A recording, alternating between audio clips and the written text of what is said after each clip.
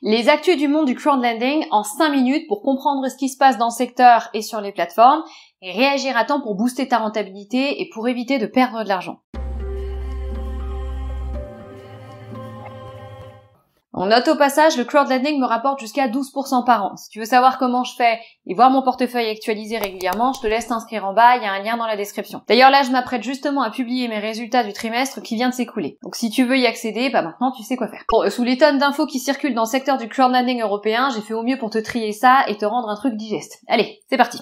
La plateforme Land fait parler d'elle, et pas combien cette fois-ci. Bon, on commence par la bonne nouvelle, la plateforme a publié la performance trimestrielle de son portefeuille. Alors fidèle à ses habitudes, la plateforme est plutôt transparente sur ses chiffres, et notamment sur la performance du portefeuille de prêts, dont ceux en retard ou en défaut. Le taux de défaut actuel est à moins de 1%, et l'avantage d'un ratio prêt-valeur bas, à partir du moment où il est bien évalué, c'est qu'a priori, ça devrait pas être un gros problème pour récupérer les fonds en défaut. Maintenant, la moins bonne nouvelle, t'en as forcément entendu parler si t'es déjà inscrit sur la plateforme, c'est un problème technique côté back-end, et ça a pas mal râlé chez les utilisateurs. À juste titre, puisque les chiffres indiqués sur les comptes investisseurs étaient faussés au niveau des tableaux de bord, et Land a quand même mis 1 mois à remettre les choses en place. Maintenant, est-ce que ça veut dire que Land n'est pas une plateforme fiable ? Perso, je pense pas que cet épisode en dise tellement sur la fiabilité, en l'occurrence l'absence de fiabilité d'une plateforme. Land en est encore à ses débuts, pour rappel elle date de 2019, et c'est pas forcément rare de se trouver face à des problèmes techniques de ce genre les premières années, et en l'occurrence c'est rien de dramatique ou d'insolvable, donc bon.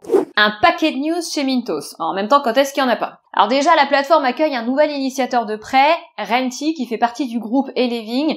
C'est une société de crédit spécialisée dans le leasing auto en Lituanie. Du coup, par nature, c'est des prêts à moyen long terme sur environ 2 à 5 ans. Et les taux d'intérêt tournent autour de 10%. Bon, moi perso, je suis pas trop fan. En fait, Eleving Group, c'est le nouveau nom de Mogo Finance.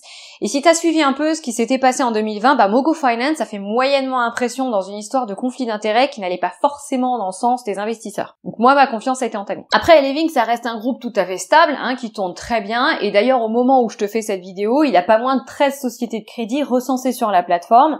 La plupart d'entre elles avec un score tout à fait honorable et un portefeuille en cours de plus de 110 millions d'euros au total. Donc a priori, ça tourne. Deuxième news intéressante chez Mintos, le management prévoit de dérouler des ETF cette année, a priori pour le dernier trimestre. Bon, ça fait un moment qu'il en était question. En l'occurrence, ce sujet avait été lancé déjà en septembre 2021. Les ETF auraient dû sortir l'année dernière. On va savoir ce qui s'est passé. Mais là, a priori, c'est dans les tuyaux. Sans frais les ETF. Et pour info, ils seront pas achetés via une bourse, mais via une banque partenaire. Les ETF sont vus comme une première étape dans le parcours de transition de Mintos vers une plateforme multi-actifs à moyen et long terme. Alors certains se posent la question de la pertinence de ce choix stratégique quand on sait la foule de prestataires en matière d'ETF. Mais Mintos entend se placer comme une plateforme multi-active, ce que je disais tout à l'heure, ce qui peut effectivement être apprécié de ceux qui préfèrent les solutions simples, sans prise de tête, et aussi qui leur évitent de jongler entre les plateformes. En soi, je trouve que ça tient debout. Début juin, pendant une conférence à Riga, où plein de plateformes européennes se sont réunies, il y a eu cette discussion autour de laquelle tout le monde s'accordait à dire que les solutions one-click, du genre de Go & Grow chez Bondora, YovoSafe chez Yovo Group, ou Smart Saver chez Monefit, c'était un peu l'avenir du crowdlending. La plupart des investisseurs préfèrent des solutions simple, sans prise de tête. Du coup, si on part de cette réflexion, Mintos va peut-être effectivement faire mouche avec ses produits. Et après les ETF, Mintos a parlé de proposer des obligations et des matières premières. Bref, tout un programme. Quoi qu'il en soit, c'est un pari intéressant sur l'avenir, on va bien voir ce que ça donnera. Peerberry continue son ascension. Un peu trop, j'ai envie de dire.